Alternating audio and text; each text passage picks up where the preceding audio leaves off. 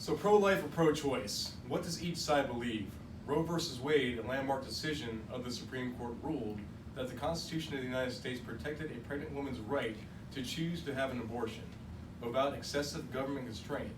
This started the ongoing national debate on whether and to what extent abortion should be legal and who should decide if abortion is illegal. So my purpose today is to inform you about the arguments associated with Roe v. Wade. Due to the high number of abortions in the United States, I conducted research over the ruling of Roe v. Wade, which studied the opinions, facts, theories, and written laws. My intent is to provide you with both sides of the national debate.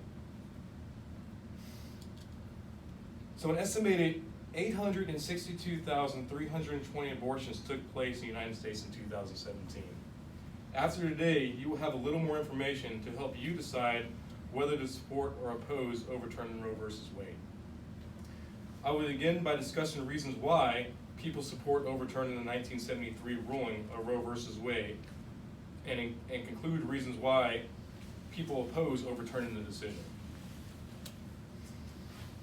So with our roadmap in place, let's begin with supporting reasons. There are two primary arguments why some people support overturning Roe v. Wade. The first argument is based on the belief that abortion is the same as murder. According to the American College of Pediatricians, human biological research confirms that the human life begins at the moment of conception. Scientific evidence proves that the unique human life starts when the sperm and egg bind to each of their process the fusion. Life begins at conception, and abortion would end the life of an innocent human being. The second argument is based on the belief that abortion is being conducted as an alternative due to the failure of contraception. In 1995, the National Center of the Biotechnological Information, or the NCBI, interviewed 200 women who reported abortions were due to their failed birth control methods. The NCBI research showed these women and abortion groups were more likely to be using a contraceptive when they conceived. In other words, many women have chosen abortion over full-term pregnancy due to failed contraception. With overturning the reasons covered, let's turn to supporting reasons to keep the ruling in place. There are two main arguments why some people support Roe v. Wade's decision.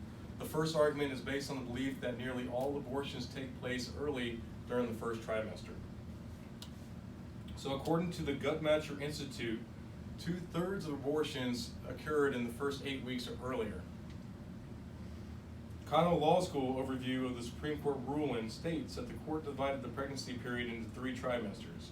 During that first trimester, the decision to terminate the pregnancy was solely the decision of the mother. In other words, as long as the abortion takes place in the first trimester, the state could not intervene. The second argument is based on the belief that women have the right to terminate pregnancies caused by rape. So according to the landmark case of the United States Supreme Court of 72 decision, one justice stated that they recognize a woman's choice as whether to have an abortion is protected by her right to privacy.